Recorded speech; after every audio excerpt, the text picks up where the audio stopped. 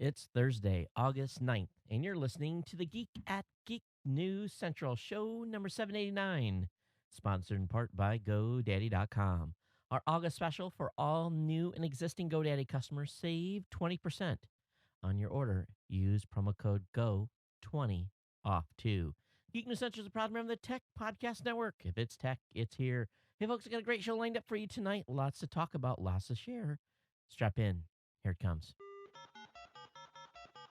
All right, people, I need a go-no-go for the Geek News Central podcast. Digital archive recorders. Or GoFly. Microphones. Or GoFly. Video feed. Go. Web browser. Go. RSS data stream aggregator. GoFly. Interflux Toddism suppressor. All right, I'm confused. Host readiness check. Welcome to the show. Welcome to the show. The Geek News Central podcast is a proud member of the Tech Podcast Network.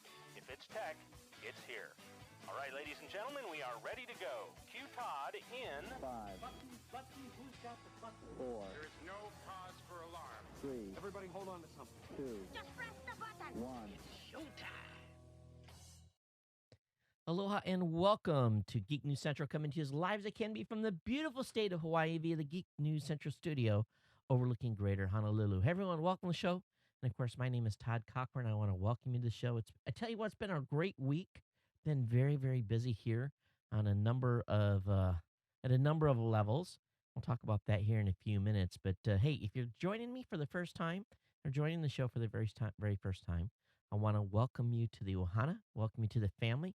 Of course, being the show is recorded and hosted basically out of Honolulu, we try to impair as much aloha spirit as possible, and hope that you guys can enjoy the show and get a little bit of that aloha hospitality, I guess, for better words. And of course, being part of the Ohana, you are immediately part of the family here at Geek News Central. Now, what you can do if you want to check out the show or check out everything about the show, all you got to do is visit geeknewscentral.com. It's real easy. Just go over to GNC or geeknewscentral.com. And once you're over there, I want you to subscribe to the show. It's real easy to do so. All you really got to do is follow, again, the second column of the website. You're going to find basically information there on iTunes, Zune Marketplace, regular RSS feed for all of our shows. Of course, there's a lot of shows here at Geek News Central. We got the Gadget Professor. Matter of fact, the latest edition was just released this afternoon, along with Robot Underpants. So there's lots of new content on the website today. And of course, I do this show every Monday and Thursday night, which in Hawaii time is generally pretty early in the morning on the East Coast. So the show's released really Tuesday and Friday morning. And of course, we do Saturday morning tech as well. So, of course, we want to thank you for checking us out. And if you've got feedback on the show, you can do so real easy by dropping me an email at Geek News. And that's, excuse me, a Twitter at Geek News. And if you want to email the show, you can do it at geeknews@gmail.com. Or if you want to call the voicemail hotline and leave a comment, you can do so at 619-342-7365.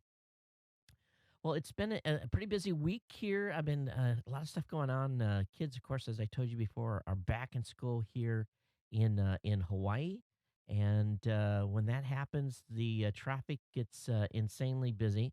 It's going to be worse coming Monday when the college and all the private schools go back. And so I'm not looking forward to spending extra time in traffic taking the kids to and from school. And some people ask me, how come I have to drive my kids to school? And what we do is we live in an area in Hawaii where the school district wasn't quite what we wanted our kids going to school in. So we applied for what's called a geographic exception. We were able to get the kids in a different school, and we're real pleased with the one we're in. But that means every morning, and every afternoon, picking them up or dropping them off in the morning. So I got to do that Hawaii freeway shuffle in the morning, which is really no fun whatsoever. But enough on that. Really, if if you're checking out the show again, make sure you know all the options to watch the show. You can do so via Roku, Boxy, Samsung Smart TV, Google TV, and of course, just about every device under the sun. So definitely take time to watch or listen, and being subscribed really keeps you connected with this. The newsletter as well. If you're signed up to that, and really what that is just an announcement for the show. You'll find a link to sign up to the newsletter on the front page of the website. I do want to talk just a few minutes here and share some information with you, this summer, if you're in business, it has been extremely hot for those of you back in the mainland. And I talked to my mom, and she says I just can hardly stand it. The heat's this bad, and or you may have just decided to heck with it and you went on vacation. And a business has to continue no matter if there's a heat wave going on or if it's snowing. It doesn't matter. But this summer, I'm going to recommend GoToMeeting. You can meet online with clients and colleagues really from any place. And GoToMeeting by Citrix allows you to collaborate on files and plans online, and really allows you to have that face-to-face connection as well, because their HD faces, when they introduced that, it just revolutionized the product completely, because we used to have, before HD faces, you would have this, you just see the person's screen. There was no way to collaborate. You couldn't see each other one on one. But now, by just having really a webcam, um, either on your computer or on your laptop or with your iPad, you can participate. And really, with this HD faces, your online meetings turn into a group HD video conference. And that's really cool. So you can participate in a meeting again with your iPad, and you can be on the beach or at a hotel or in your car. I've done that before, and you connect wherever you are. I love GoToMeeting. I've been using this product for a long time, and I think you guys need to check it out. This is going to change the way you do business. Work smarter this summer with GoToMeeting with HD Faces. As a listener of this show, it's real easy. All you got to do, and let me bring this up for you to take a peek. All you got to do is go over to GoToMeeting.com, click on the try it free button, and use the promo code podcast. Be sure to use that promo code podcast. That gets us credit for your trial. Work smarter this summer with GoToMeeting with HD Faces. We want to thank GoToMeeting for being a longtime sponsor here at Geek News Central. Well, what's been happening? Let me just talk a little bit about that. One of the challenges of living in Hawaii is the absolutely extreme cost of living. I mean, it is, at sometimes it makes me wonder why we're still here. It is that expensive. Electricity, water, and I'm always continuously complaining about it, and it drives my wife crazy. And for months, we have been watching the interest rates for home mortgages, and my wife keeps saying it's going to go lower, it's going to go lower, and it's going to go lower. And I've been emailing my banker that I've done business with for a number of years, and I've said, "What's the interest rates this week? And where are you at? And where are you at? And where are you at?" And the other day he basically, and I don't know if I talked about it on the previous show, but the other day he said, "Hey, it's at 3.375." And I said, "Okay, let's pull the trigger. Let's refinance. Let's lock in." And some people, and reason I want to share this with you guys, I just want to tell you how impactful that is. Now, normally people would refinance their homes only one time. And when we moved into this house, we were financed at 5.9% fixed, and 30-year loan. No one stays in the house 30 years. So as soon as the interest rates went to like 4.5, I did a refinance. And because I was on a VA certificate and the points were real low, my payback on that refinance, in other words, you basically have the fees and everything. So you got to count the money that you're going to spend for the refinance to get back to even. At that time was like 6, 7, 8 months. So at the time it was worth it. So, you're usually in a homeowner, you only ever do that maybe one time in a lifetime of a loan. But then the interest rates continue to drop, continue to drop, continue to drop. We get to down to 3.375. And so I said, okay, how much is this going to cost me to refinance again? And the points were surprisingly lower this time. And I said, what's my payback? How long is it going to take me to get back to even again? And he told me, and I said, okay, I want a 27-year loan because we'd already been paying 3 years. I didn't really want to restart at 30. I want a 27-year loan, pay the points 3.375, or get the interest at 3.375. And so he locked me in, and my payback to be even Steven again is going to be 4 months. But let me tell you, here in Hawaii, the housing market's a little different animal. And all told, since the time I've moved in to when we get this next loan closed, I will have reduced my house payment here by $1,000 a month. And for some of you, that's probably your entire house payment as it is. And for me to be able to drop a grand off my monthly house mortgage note and only being in the house for this short time, some people call me crazy, but I tell you that extra money, whoo, gonna help keep the lights on. So, but that big of a drop, and because of the mortgage rates being or the house prices, you can't move into a house here for under 600K. It's just you can, but you're going to be living in a postage stamp or you're going to be living in a dump. It's really that expensive. So, but I tell you, I'm like, yeah, because you think about that. That could be a car payment. That could be, that's groceries. It's huge. So it's worth it. And who knows how long we're going to stay here. But the main thing was I had that short time to get back to even, about 4 months to be back to even, and it, in my opinion, to save $500 a month, it was worth it. And of course, staying with the 27. Some of you say, why are you telling me about this? If you haven't looked, if you're sitting on a home mortgage and you haven't looked at these rates, please do. Please consider it, and check it out. It may not work out for you, it may not be the best deal for you, but for me here in Hawaii, it was worth it. Um, Before I get any deeper in this, I just want to show you guys. I I saw something that was pretty motivational to me online, and I'm not one of these instant impulse type of buyers and buying stuff online, and I've always kind of poo pooed yoga. I've never been kind of like, okay, yoga, whatever. But I found this new type of yoga, and they entitled it, it ain't your mama's yoga. And it's called DDP yoga. Um, this is pretty different. And so I am going to be, for the very first time in my life, trying a little yoga. And I think it'll be good because of my back and getting flexibility and everything else, reduce stress. So I've got a new DVD set here, DDP Yoga. I'll let you know how it goes and see. And if ends up being hokey, I'll let you know. But I did buy the first disc, $39 or something like that. So we'll give it a try. Had high school open house with kids. That was good. It was fun. Kind of weird. I didn't remember having one of those when I was in high school, but met all the teachers and you spend 10 minutes with them. You really don't learn nothing, but at least you walk around and you're there.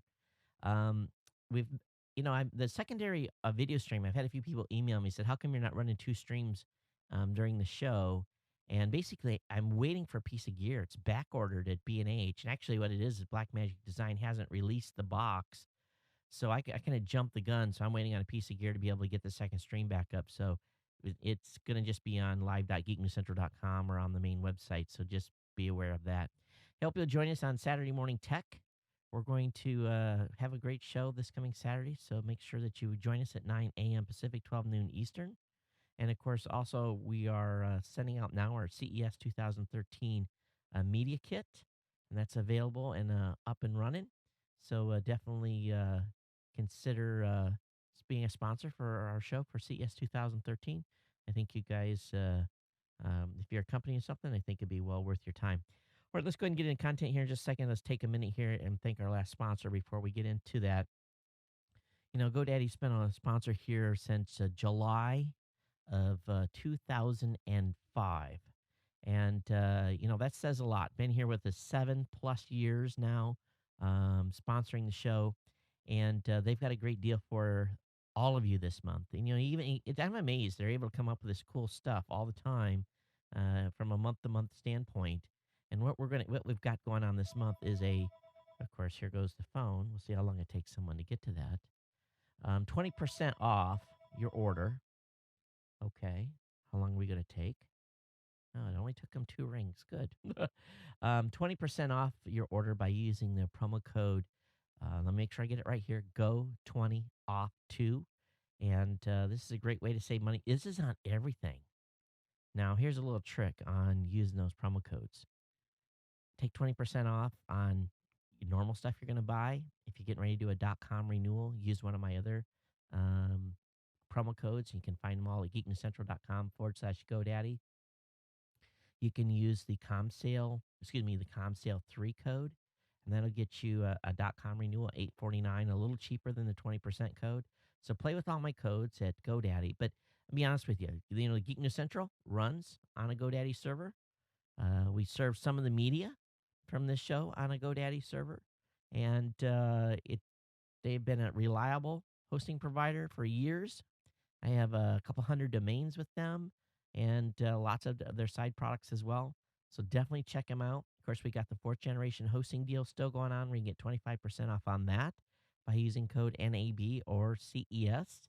So all that stuff is available. Again, definitely check all the codes out at geeknewscentral.com/GoDaddy. We want to thank GoDaddy for being a long time sponsor here at GNC and helping us keep the lights on. That's the name of the game. All right, let me go ahead and get into the tech. I've already went deep here. How you guys? No one's complaining about the longer shows, and I've been watching the subscription numbers, and you're all still hanging on. So I'm not upsetting you, but we definitely went long on the last show, and I want to talk a little bit tonight about, and I think I talked a little bit about this a number of weeks ago, and I talked about app.net. And this, you're saying, what is app.net? And let me show you what app.net is going to be. And okay, so let me load this up. Yeah, I did log in. All right. So for those of you that are listening, what I'm showing the audience that are watching is basically what this is kind of a Twitter replica. I guess that's the best way to describe it. It's going to be a replacement to Twitter, and I know that's saying a lot because that could be a very big challenge to make that happen. But what this is being developed as, it's being developed as an ad-free developer and user-controlled system. It's not going to be commercialized. Now, there's some challenges with this. They have to raise quite a bit of money in order to get this really off the ground for the first year. And let's see if I can actually bring up the website. Well, anyway, what I want to show you is they've got a working site up. I've contributed already. I think I put in $100 towards the goal of raising $500,000. But this is really what this is a Twitter replacement. Now, you're going to say, why would you ever do that? Well, the thing here is what Twitter has been doing is they are essentially making the site really restrictive for developers. They want people to develop into it instead of develop on top of it. And, developers, I think, are really scared of being controlled, for a better word, for being controlled by the, by the commercial entity. So they want to build this alternative. And I think what's going to end up happening here is we could end up with some APIs and stuff being built where I could put this type of functionality on Geek News Central, and you could, basically get an app.net account, and we could have almost a Twitter-esque type of discussion area within GNC. Now, I know you can do some of that stuff with Twitter already, but they're really limiting now the stuff that can be done with their API. And so I'm behind this project. I hope that they are able to get it funded.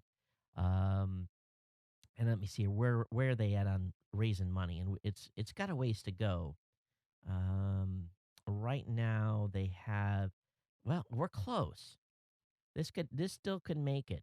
338,000. There's 4,800 backers so far. There's 4 days left.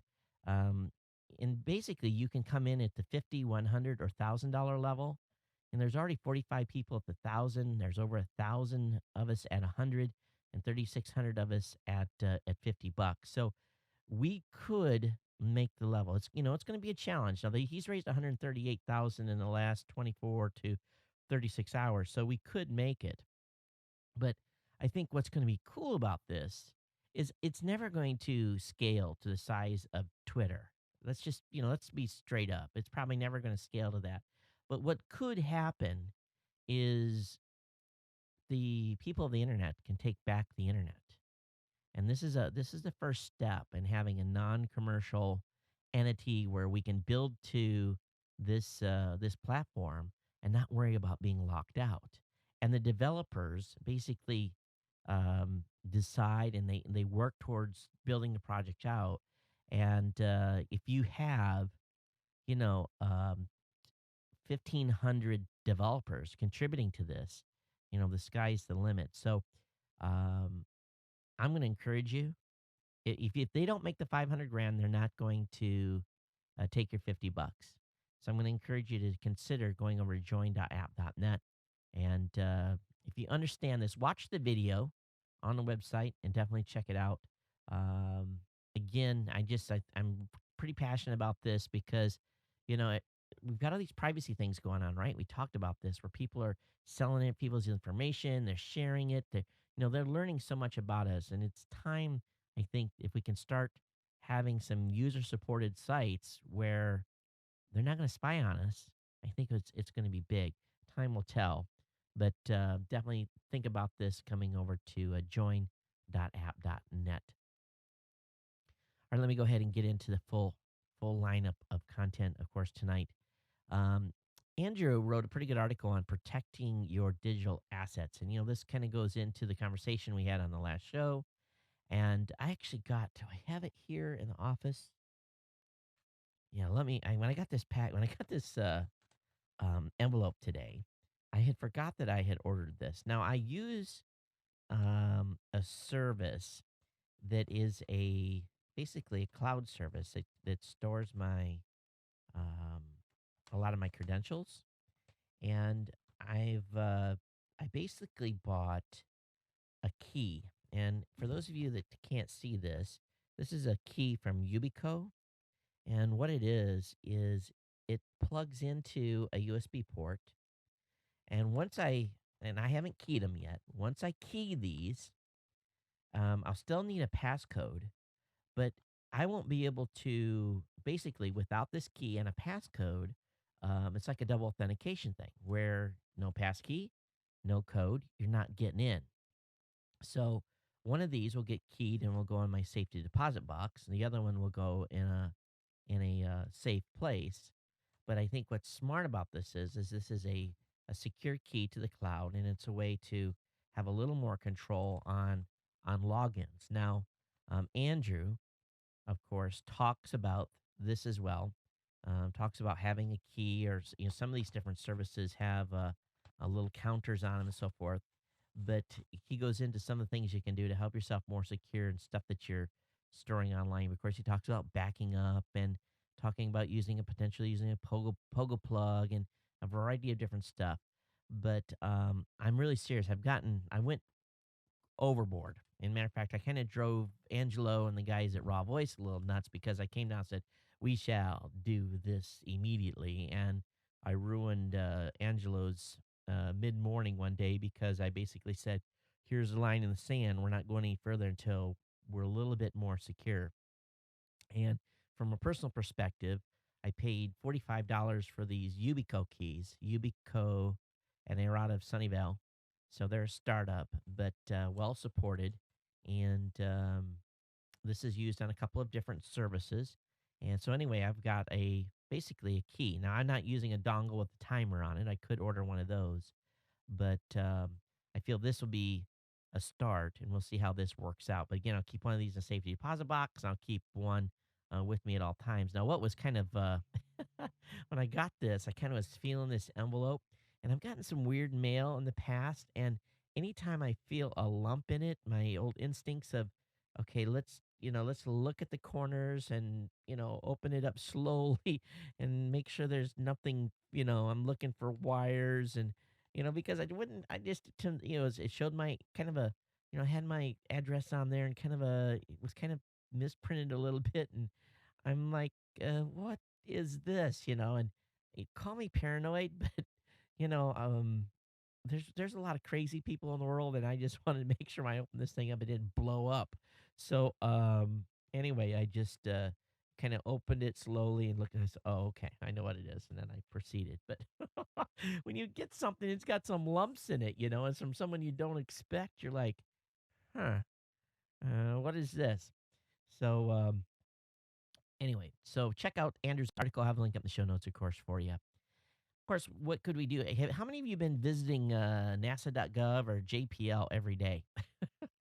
I've been going like 10 times a day. And every time new pictures come down, I'm looking at these things and I'm just like, "Whoa, look at that." And so there's a let me see if I can find this panoramic view that they of course it's weird what they do on this website because here you have okay, you go to the NASA.gov website and you say, "Oh, there's this panoramic view."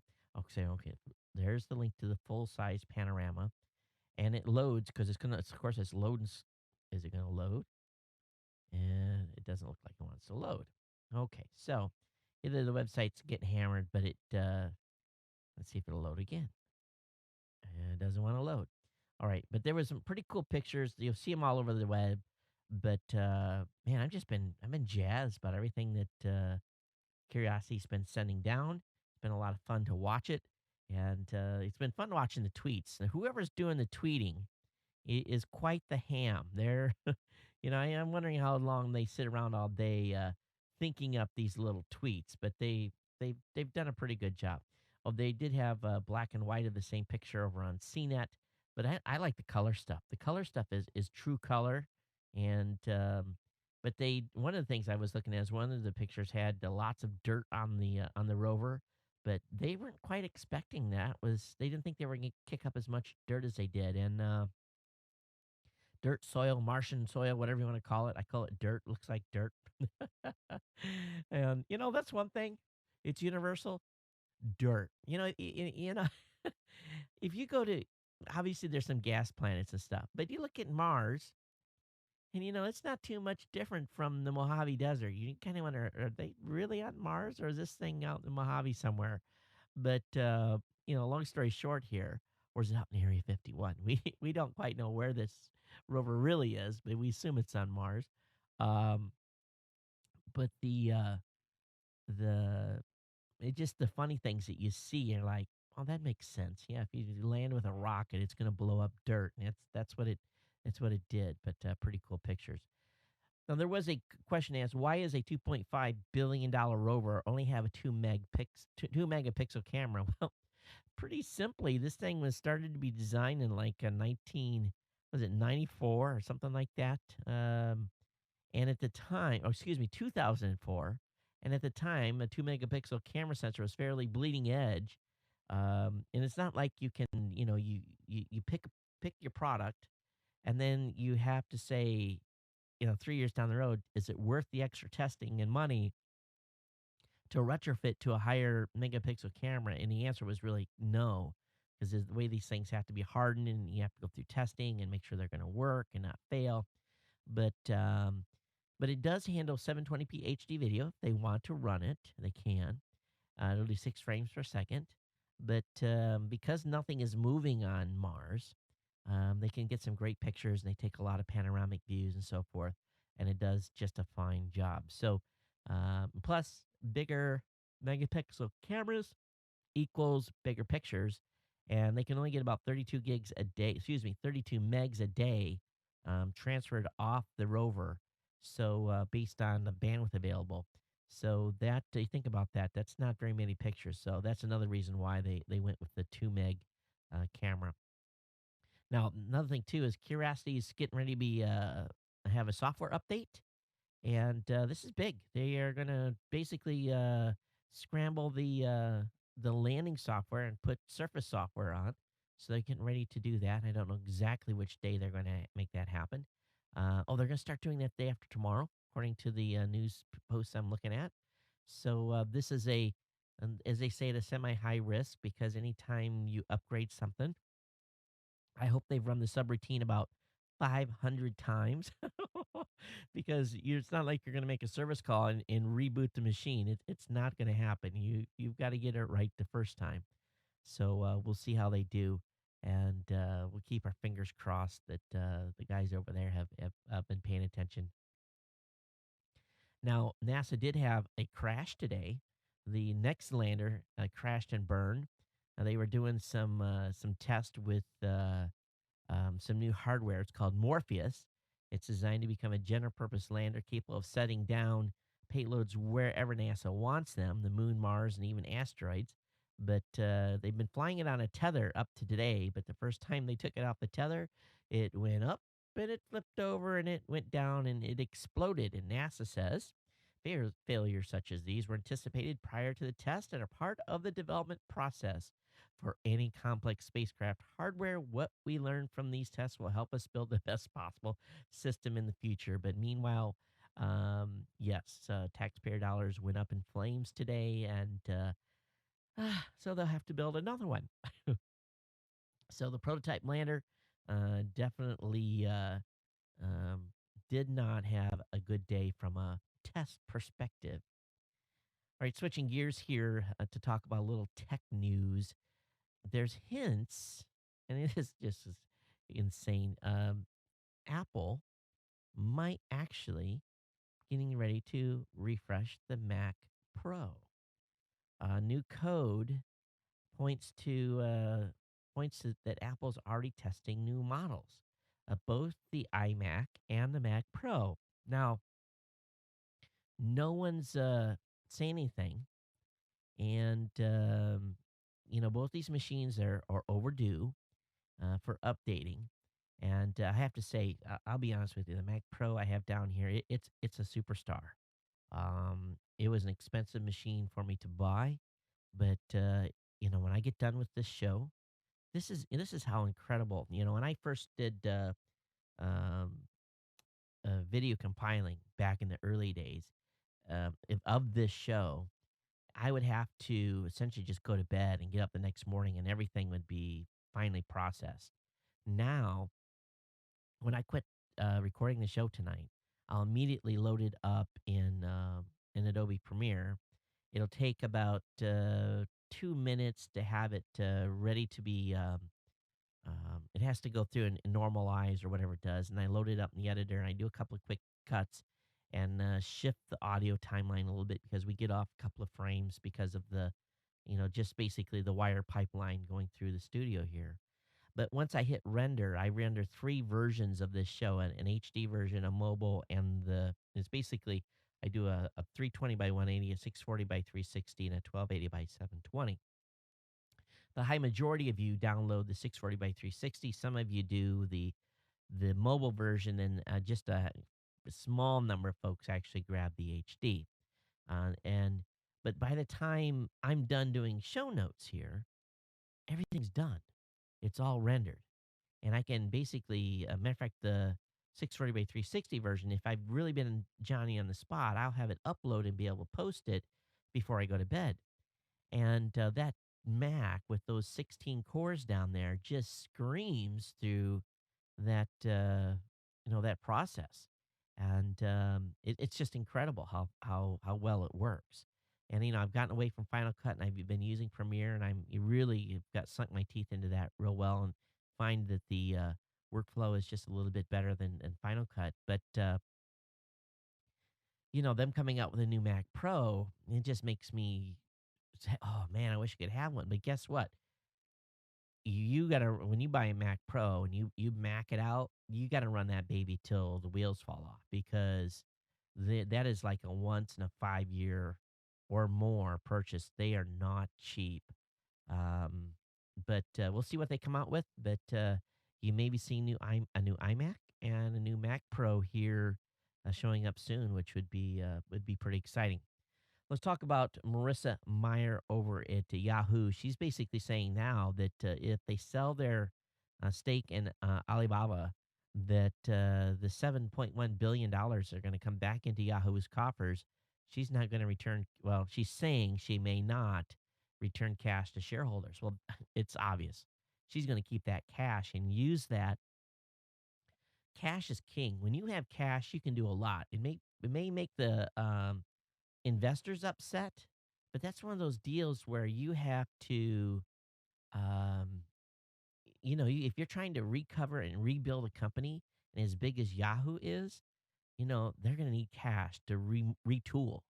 And so far, she's not getting a lot of criticisms, although the stock took a 5% hit in after hours trading. We'll see what happens tomorrow. But and I'm sure the stockholders are not happy, but it's one of those things where she's got to do something dramatic, or Yahoo's not going to make it. And so it'll be interesting where this leads. All right, how many of you gamers out there have gotten involved in this Ouya? And I hope that's the right pronunciation of it. But Ouya completed its Kickstarter funding last night, and they raised $8.6 million. They had 63,000 backers.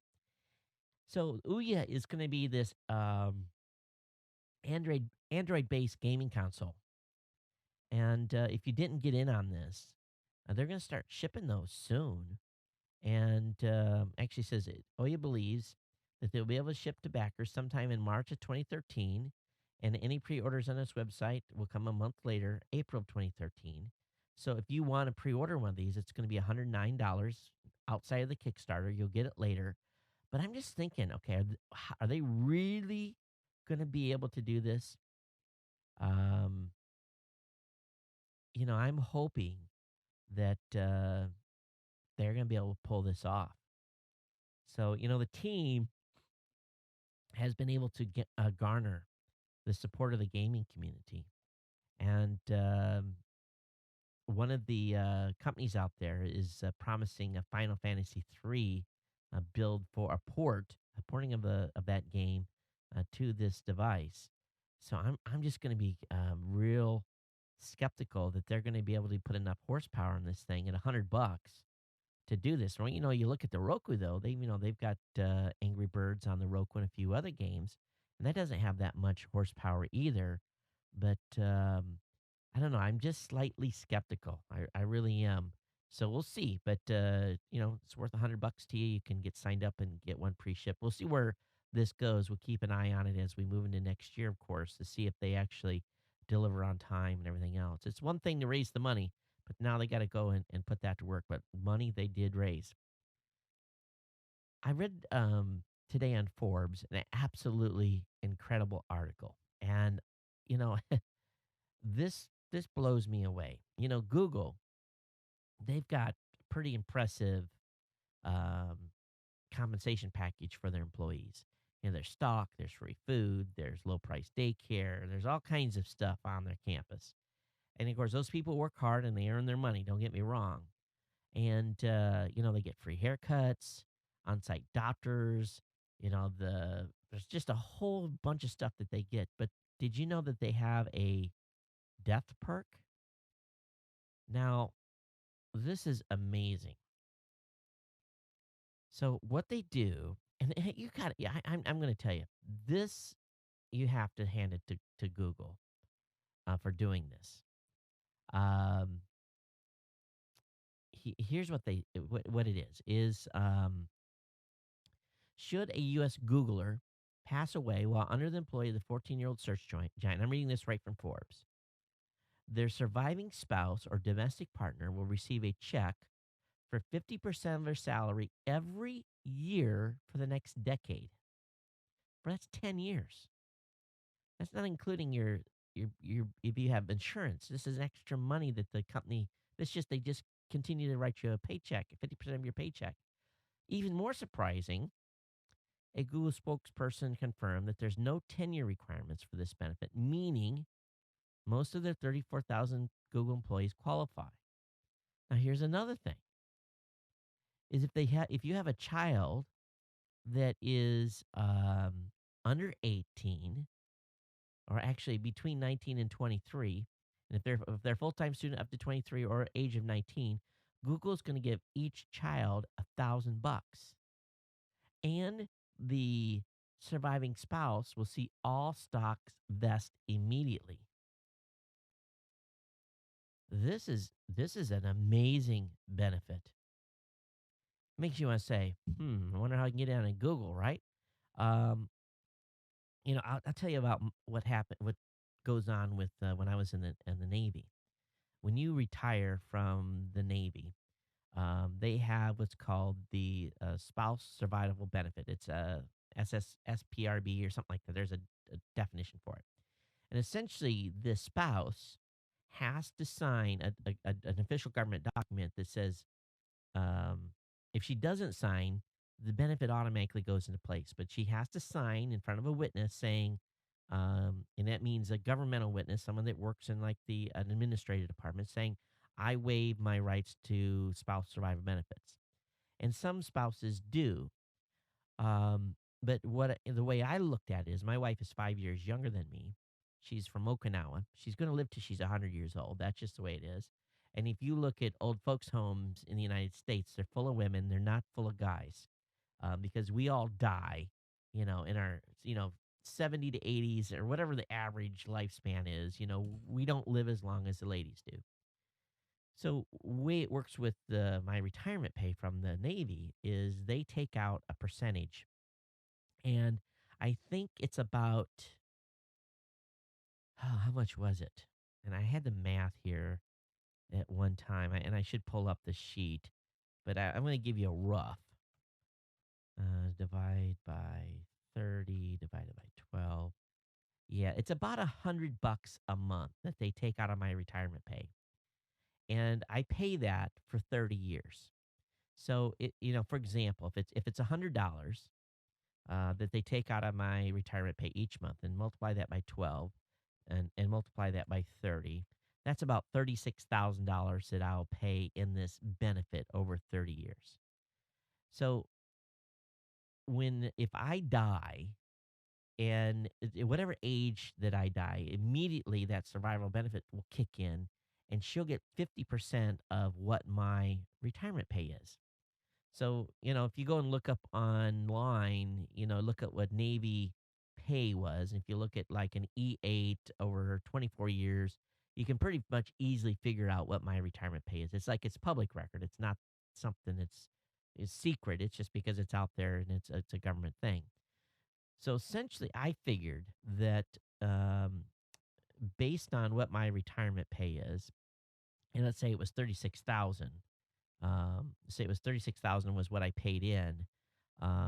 She would have to live just about 3 years longer than me, maybe 3.5 years longer than I would, to pay all that money back, and then, or basically get all the benefit back, plus continue to get the endowment. Now, most people say, well, why don't you just buy an insurance policy? Well, when you get married later in life, the insurance policies aren't as cheap. You got different priorities. So for us, that's her basically kind of extra cash that she'll have, plus our whatever investments we have.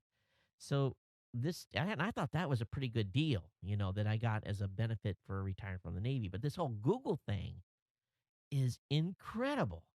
What they're giving for a fund. You think about, probably most of those guys at Google are making 100K, and at $50,000 for 10 years, that's a $500,000 death benefit, just for working there. And if you got kids that are still high school age, that's just amazing. It really is. So I have to like applaud Google. I've never heard of such a thing from a private company, and it's amazing. It really, really is. So, have you guys ever heard of a company offering that kind of a package? It makes you want to go, I wonder how I can get in at Google, right? All right. Hey, Craigslist has backed off on exclusive rights to a user's post. Craigslist is gotten a lot of flack lately. And but the EFF is saying Craigslist is no longer requiring users to give its permission to bring lawsuits against other sites that reproduces your ads. So I think they figured out that they were starting to become the I was actually looking at Craigslist thinking, what's the alternatives? You're going to be naughty like that, maybe it's time to think about starting something locally and trying to beat them at their own game. But I think they finally woke up a little bit, or someone over there said, hey, knock it off. We'll see if they've had a change of heart and going to quit playing hardball. All right, court. This is crazy. Now, pay attention to this. Had to take a shot. When I ate dinner tonight, my wife got home late and she threw something together, and I was chowing, getting ready to chow down before the show, and The first bite hit my mouth and it was way too hot. So dealing with a little bit of a burn mouth tonight. Don't you hate it when it happens? Not bad, not bad, but it was warm enough. I can tell it singed something in there a little bit. But check this out. A court has ruled that the federal government can spy on Americans without warrants with no legal repercussions. This is kind of crazy.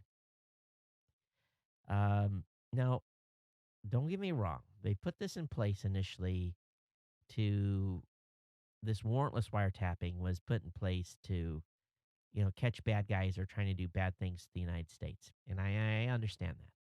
Okay. Now, don't get me wrong. I'm all about making sure that we stay safe and we help keep our allies stay safe and so forth. But this wiretapping, usually they get a warrant and, okay, judge says turn the wiretap on. And, that's what happens in most circumstances. But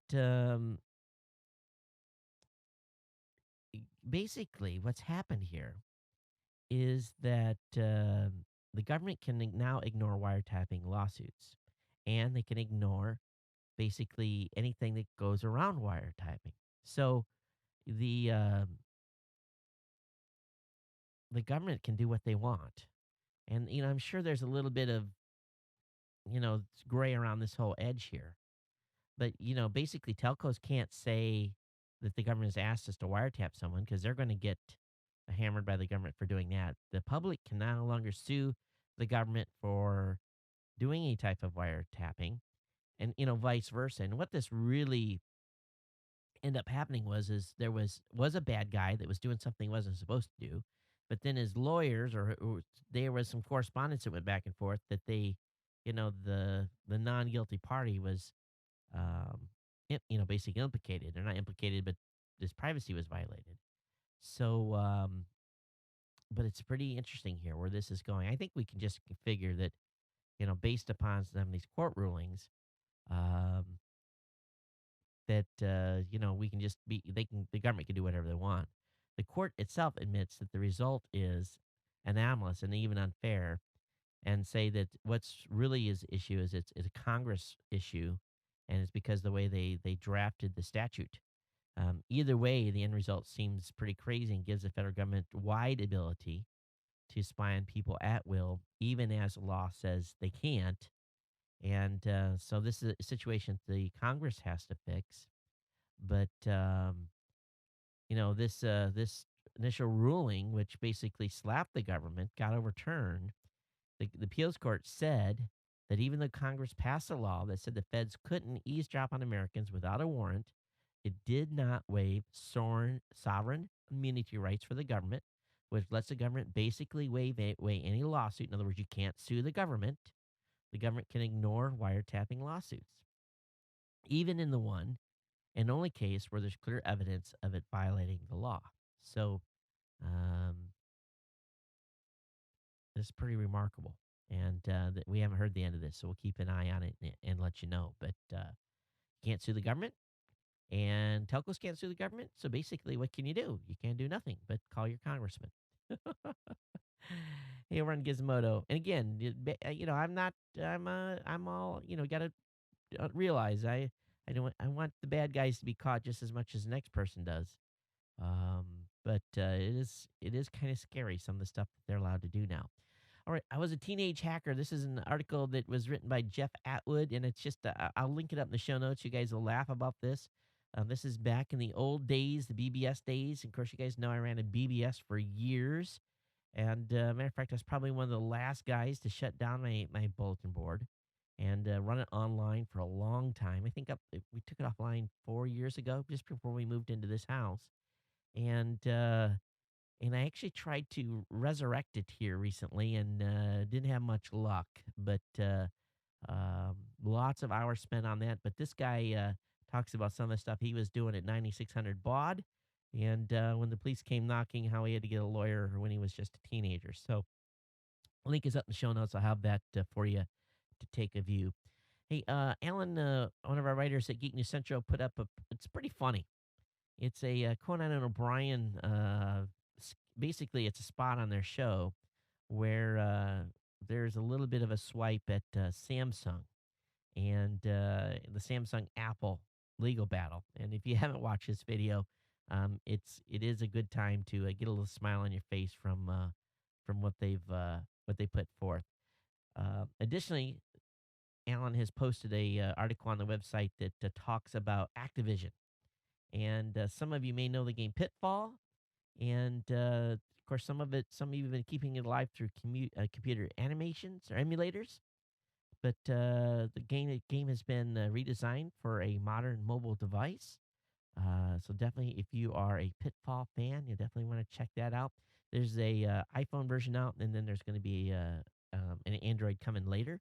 So I've never been much of a gamer, but if you used to play Pitfall, definitely check it out. Link will be up in the show notes. You guys know that I'm a big Sonos fan, right?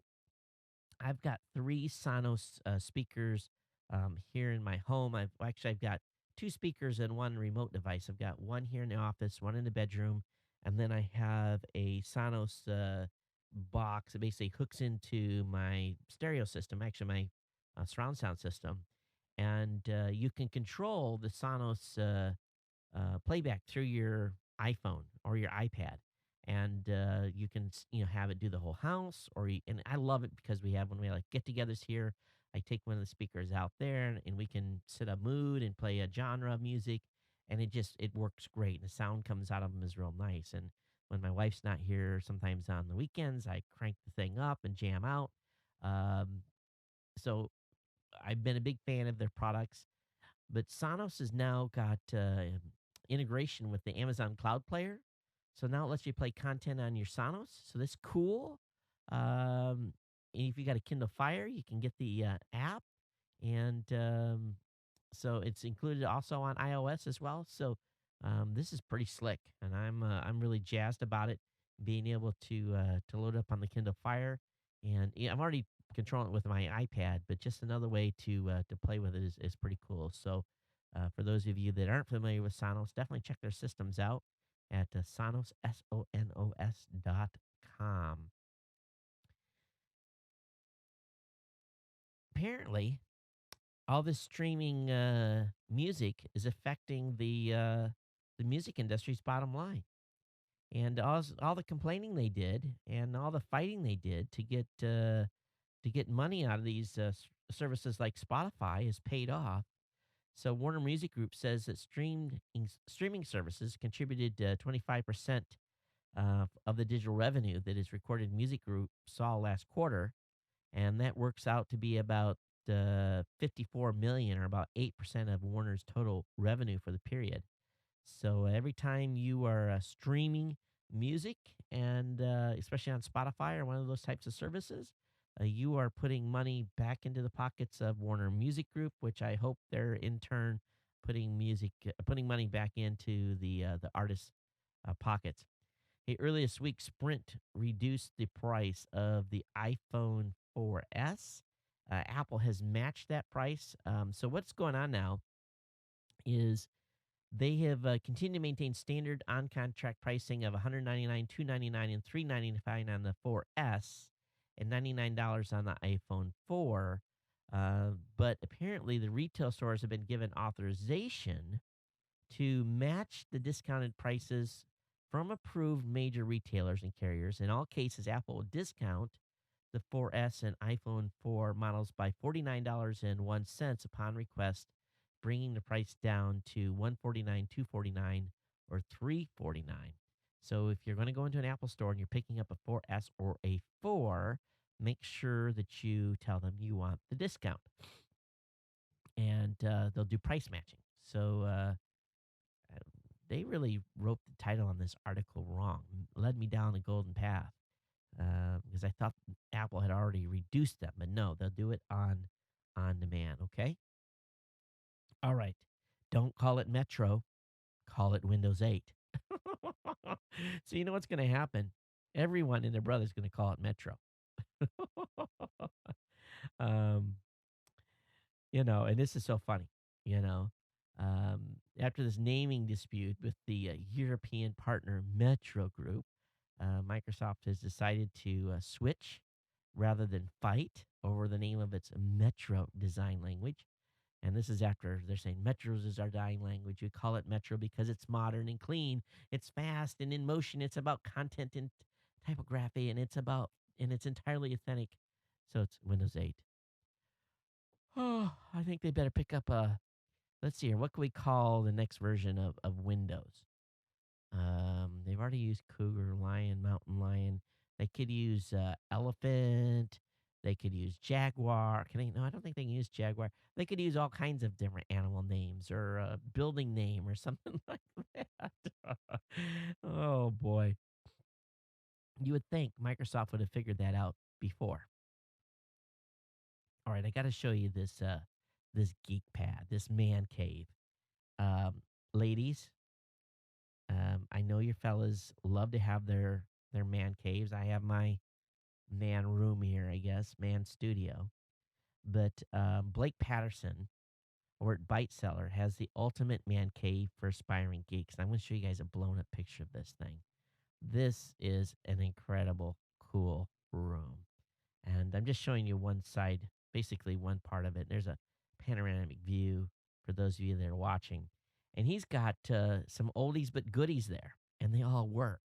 He's got some old Commodores, he got some old Apples, all kinds of really cool stuff, and quite the geek man room. And it's neat. A lot of boxes underneath, but all these computers work. Um, but anyway, byteseller.com, you can see the full story. But this is a guy that's got a passion for buying older gear. And I've thought about doing something like that. And some of this retro gear is really expensive. I mean, really expensive to the point of being ridiculous. But it's a pretty incredible list what he has in this room. He's got an Atari 2600, which is from the 80s. He's TI 99. He's got an Apple C. He's got an Atari 400, Commodore 128, the original 128K Mac. He's got a Laser 2000, Amiga 1000, Apple II, Atari 520 ST. He's got an Apple II GS. He's got an Atari Mega ST. He's got a Tandy 1000, an Apple IIe, Amiga 2000, Amiga 1200, TI 99, an ESYS, an Amiga 1000, TI 99, and on and on and on and on. Lots of gaming machines, all kinds of different printers, different types of systems with motherboards and so forth, but an Apple Newton message pad, Amiga 2000. This guy's serious on his collection. Well over, let me look at this. How many line items? 122. How does he get insurance for that? That's what I ought to say. I ought to send him an email and say, how did you get insurance for all this stuff? This is serious.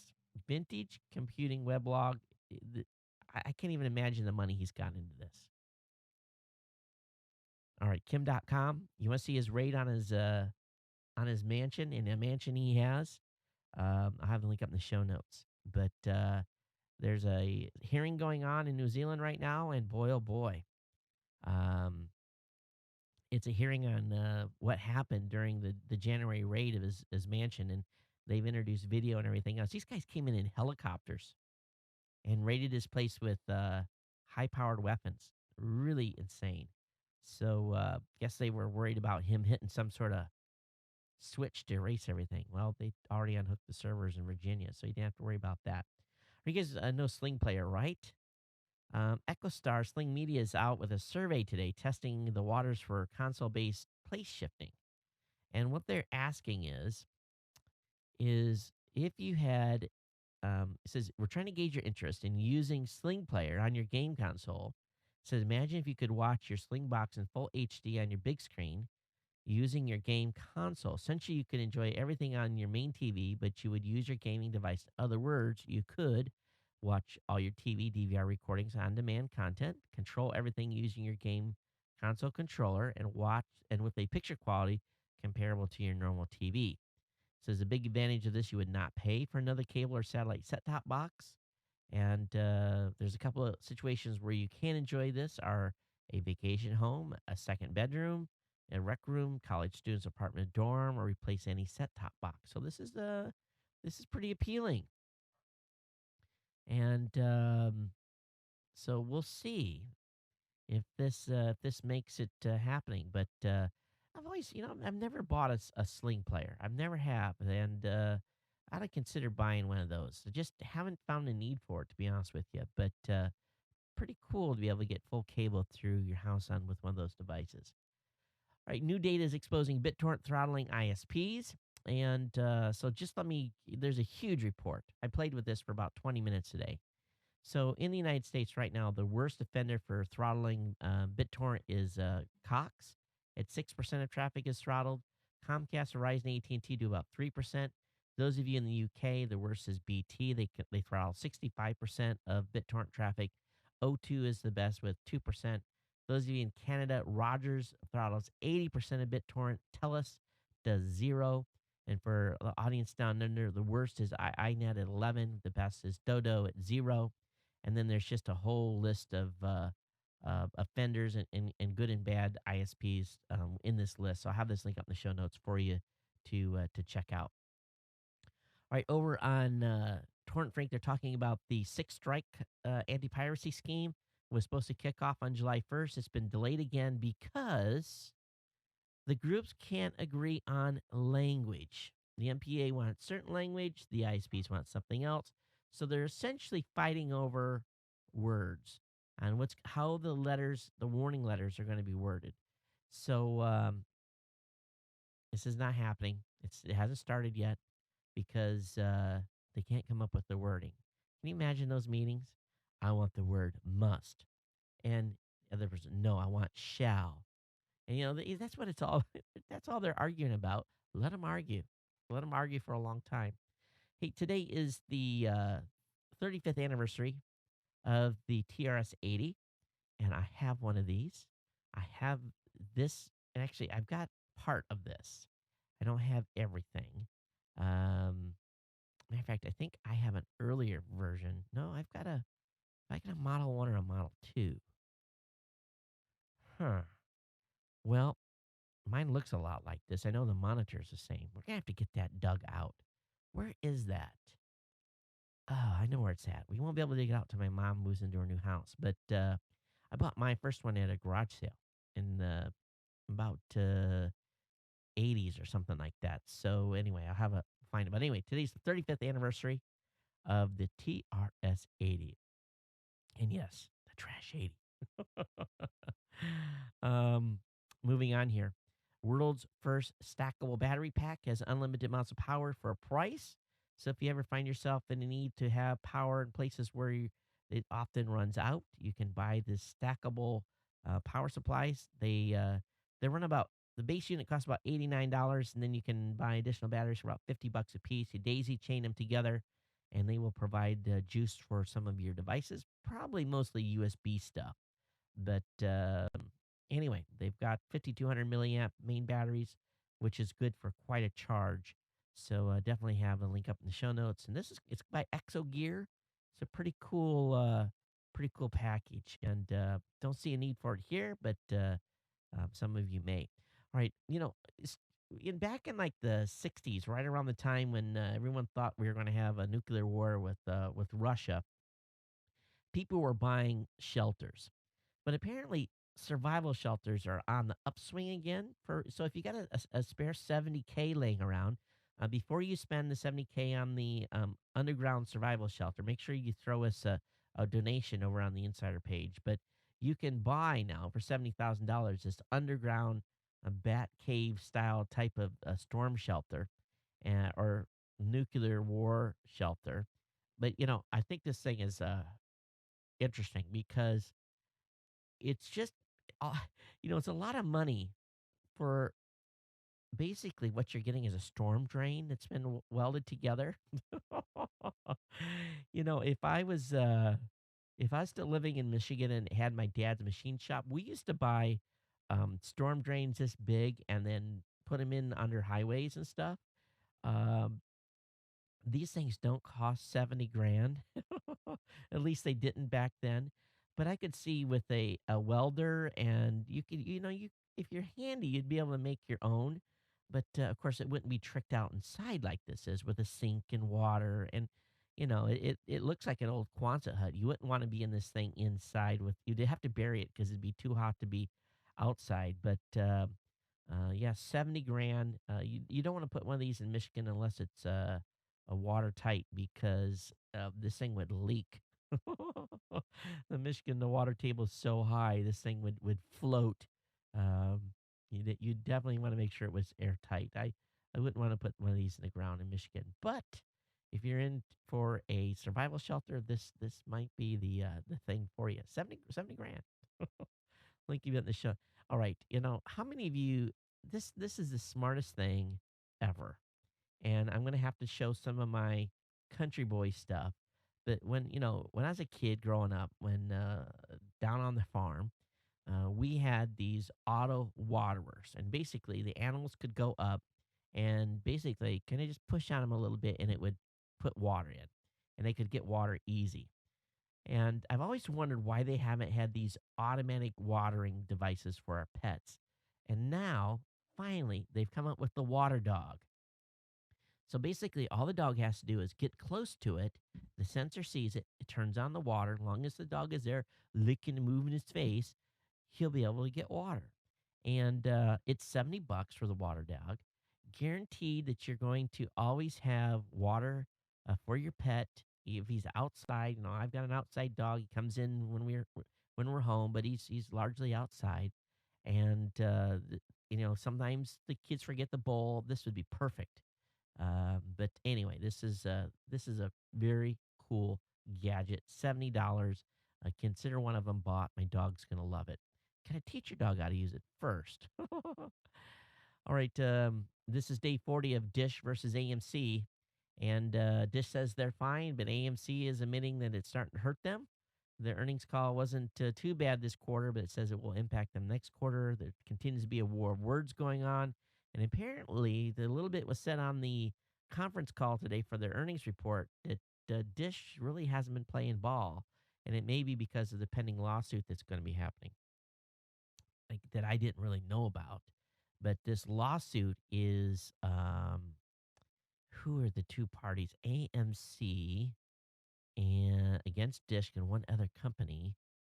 I can't find it here in the link, but definitely check this out. And I don't think this thing's going to get any better anytime soon. All right, what's your best keyboard you've ever used? And I'll be the first to admit I love a certain type of Dell keyboard. I have one here on spare, ready to go. Folks at Lifehacker are asking, what is the best desktop keyboard? Which one that you love so much that you basically um, will have extras on hand? Do you do that? Are you like me? Are you totally nerded out and have an extra keyboard ready? So love to hear you guys what you say about your best keyboard. Email me here at geeknews@gmail.com. Hey, do you remember that Golden Sachs programmer? Well, he's back in jail or back in court.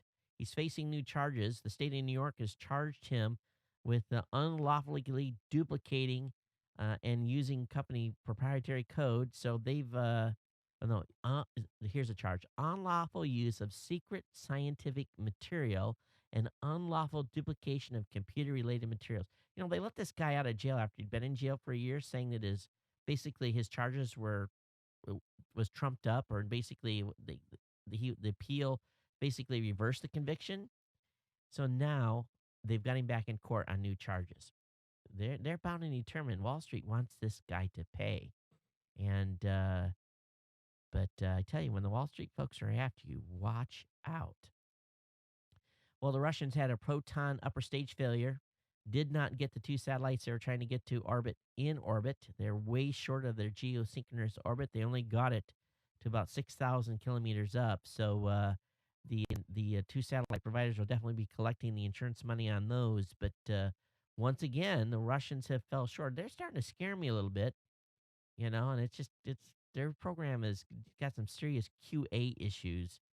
Hey, this weekend there's going to be some pretty serious amateur rocket launches. I'll have some links to that. There's some pretty cool articles on Wired today about that. I'll have that in the show notes for you. Did you hear about this DC guy? He ordered a TV on Amazon and instead he received a gun, specifically a Sig Sauer Zig 716 high caliber semi-automatic assault weapon. Imagine that you order a TV and instead the box is delivered. He delivered a gun to you. Well, he was smart. He lives within the District of Columbia, and they're funny about the assault weapon. So he called the police. They came and got it. But anyway, it was dropped off by the shipper instead of going to a gun shop to be held to be picked up. Basically, that's what happens with you buy a gun online, they send it to a gun shop, you go there and they go through the process, make sure you're not a criminal.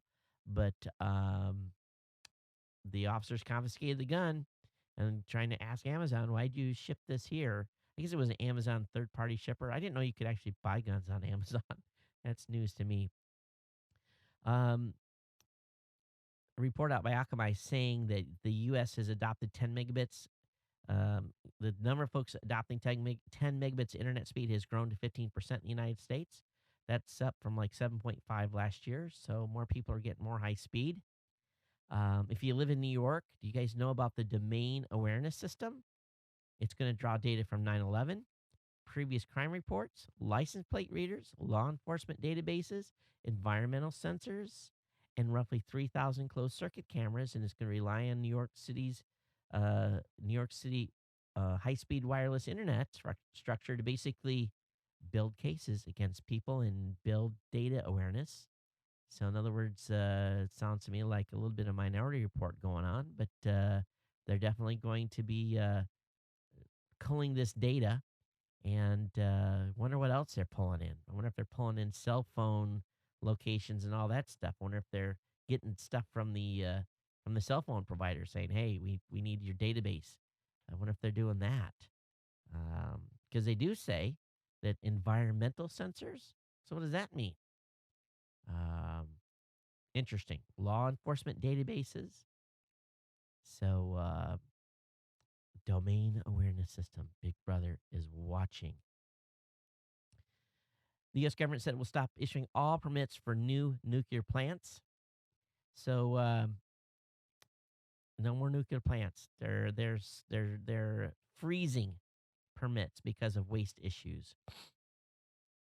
Tell you, in a time when we need nuclear power more than anything, and they're not building anything, they're stopping licenses. It's just crazy. Well, we'll just burn more coal. Oh, they're not renewing licenses for those either. I guess those in the lower 48, you guys might see your electricity rates go up soon now, too. Yeah, so you just wait until people's electricity goes up to 36 cents a kilowatt like mine. Hear them squeal. They will start letting people build power plants. And, you to start charging people more for the power. People will like, they get their first bill like I did. This crazy bill I got last week. Man, it might make you have a coronary. All right, Internet Archive unleashes 1 petabyte of data through BitTorrent. The Internet Archive, a nonprofit project, of course, which was established to act as an online library. They're making available 1.5 million torrents, including live music concerts, Prelinger movie collection, the LibriVox audiobook collection, feature films, old-time radio, and more than 1.2 million books, and all new uploads from patrons who are into community collections. Very, very cool. So you can download, what they're trying to do is say bandwidth. I understand what's going on there. Bandwidth costs probably through the roof. Big patch coming up on Patch Tuesday. They're going to be patching at least 14 vulnerabilities. 4 include Internet Explorer patches, so be prepared for that. Your machines will reboot, and you'll have a fresh login on Wednesday morning next week. Google Translate now can read images of text. So if you have a graphic that has image on it, the Google Translate can read that and actually translate it for you, which is kind of cool. Cool new service. Microsoft has also detailed unlocking PDFs in Word 2013. So as you know, Word 2013 has the ability to read and edit PDF documents. So Microsoft posted details of the feature complete with information on exactly how it works. So a link will be up in the show notes on that. That's worth the upgrade to Office 2013 alone. Google's Update Chrome Flash plugin for security stability says it runs Flash content in Windows 8 better than IE 10. So that's interesting that Google did an update to the Chrome Flash plugin. So we'll see where that goes. And Google has paid a $22.5 million fine to the FTC over Safari tracking blunder. This is big. Google has agreed to pay U.S. Federal Trade Commission that penalty for its sneaky bypassing of default privacy settings on Apple's Safari browser. This is a big one. And some people are worried about the FTC overstepping itself. But it's nice to see that they're starting to look at some of these privacy issues in a big way. Final article tonight. This is a very cool machine. I want to see one of these. It's called the Rotomatic. And what it does is it basically lets users make their own toys. So the kid goes up to it, picks the toy, and it makes it for him. A little plastic toy. It's nothing real fancy. But kids can pick out the design, punch in the number, and it molds it itself. It's very, very cool. It happens in a couple of minutes. And I don't know what it costs, but very, very cool. Let me show you this. It's called the Rotomatic, and I've never seen one of these before. Of course, it's got a sorry sign on. I wonder if that means it's broke, but um, it injects a molded concoction of polyethylene plastic into a mold and hit it with blast of air, make the plastic conform, and then they drop it out so the customers can grab a hold of it. So pretty cool. Anyway, that was the last article for tonight. Let me go ahead and load up the email. And we're already long, crazy long. And see what we had for email comments. I know a couple of them came in. And I think the hotline, I think we're at some point we're going to make a decision on whether to continue the hotline. That's maybe $12 a month. I won't have to spend anymore. The hotline has been dry. And my enhancing you guys on a prize did not seem to enhance anyone to want to say anything. So it makes me go, Okay, so I got a email. It says, "Hey Todd, recent change email address. I'd like to get the newsletter for GNC switched over. I went to the website and all I found was how to join the group. So I did, and the group is it, Gary. When you join the Google group, that's the newsletter. The news, and I have it. You'll get it. Don't worry. If you get email on two addresses, there's an unsubscribe button on the bottom. Excuse me. Go ahead and unsubscribe. If you don't get the new email, let me know." Got an email from Near. Of course, Near is one of our listeners in Israel. He said, "Hey, Todd, I hung out with you for the Curiosity landing. Actually, I was driving on my Android. I was driving and on my Android mobile device. Come on, Near. You weren't driving at the same time as being on it, were you?" He says, "Around 8 a.m. here, so the time was convenient. Thanks for the video stream. It was great having your commentary. I also tried to talk to you, but you did not hear me. I'm not sure what the connection status was or why it did not work, but I was so pleased to share this great moment in real time. Well done, NASA and the USA. Takes a lot of vision, ingenuity, guts, and money to achieve such success." Near, I agree. Lots of money and a lot of luck. Got an email here from Frank. He says, "Hey, Todd, I fail to see how the absence of a Larry King can in any way be constructed as a void in the podcast space. Indeed, it is instead of a positive aspect thereof." I don't remember talking about Larry King, but Larry King definitely helped us grow the awareness of podcasting. Now that he's retired from what was it, CNN? He helped us. Now you must have really listened to old show, Frank, but um, very cool. Anyway, it is what it is. But Larry King helped the podcasting space. I got an email from Richard. A couple of emails. He said MPAA recruits surrogates. What is this? Falling on from an MPA memo that leaked file torrent freaks attained an even more revealing document. So I'll have that link up in the show notes. He also says Demonoid busted as a gift to the United States. Talks about how their Anonymous might be going after them. Got a link here to new data exposes BitTorrent throttling ISPs. Yeah, we talked about that earlier in the show. And let me see here. Look at the date today. And oh yeah, that's some more email. Got an email here from John. He said, "Hey, Todd, remember me? Trust me. Trust you remember that from my Sprint early 4G days. A question for you. What would you give up to keep your internet connection?" This is from John. Again, he says, "Hello, Todd. Trust that you remember me from the Sprint early 4G days. I question for you. What would you give up to keep your internet connection?" What would I give up? I don't know. That'd be a hard one to decide. What would I give up? I would give up, hmm, I guess we could say a bad type of food. I wouldn't give up alcohol. I wouldn't give up, boy, there's a lot of stuff I wouldn't give up. Some of the stuff people said that they would give up, you're like, I'm not giving that up. Uh, no, no, I'm not giving. There's a pretty good list here. I'll look up the show notes. You guys can check it out. I got an email from Tim. He says the future's predicted 25 grand years ago.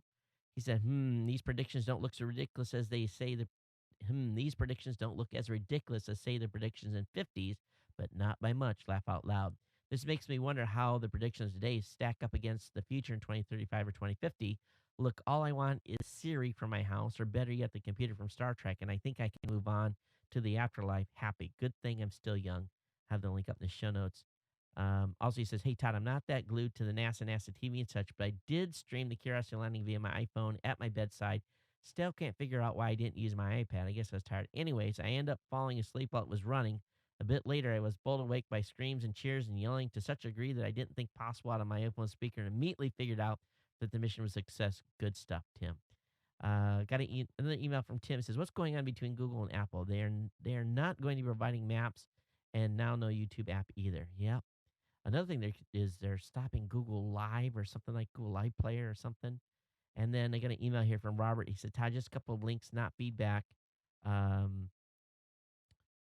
and it just gives me two links. I'll have those up. Oh, some of those links we can't share, Rob. Thanks. Oh, maybe we can. Yeah, I'll put them up. Those are all right. I think that's it. We're long. Everyone, thanks. Thanks for being here. As always, I appreciate you hanging out with me today. And Twitter at Geek News. Email address is geeknews@gmail.com. This show is definitely a double commute show. We hope that you stick with us for the double commute and listen to the whole show. If not, don't forget I stream live the audio from this show 24/7. There's a link at Geek News Central. You can catch me in the office if you are going to the office and you want to listen to the show. It's a great way to turn new listeners on to the show as well as you're listening to the Geek here at Geek News Central. And thanks for supporting our sponsors. Thanks for supporting GoDaddy and GoToMeeting. Get those trials, buy those products. We definitely appreciate it. Keeps the lights on here, keeps us moving forward. It really is true. It really does help, especially when you're using the renewal codes and all that stuff. It helps. It really does, folks. I guess that's it. We'll see you next time again. We'll see you on Saturday Morning Tech, Saturday, 9 a.m. Pacific, 12 noon Eastern. My name's Todd Cochran. Everyone take care. Aloha.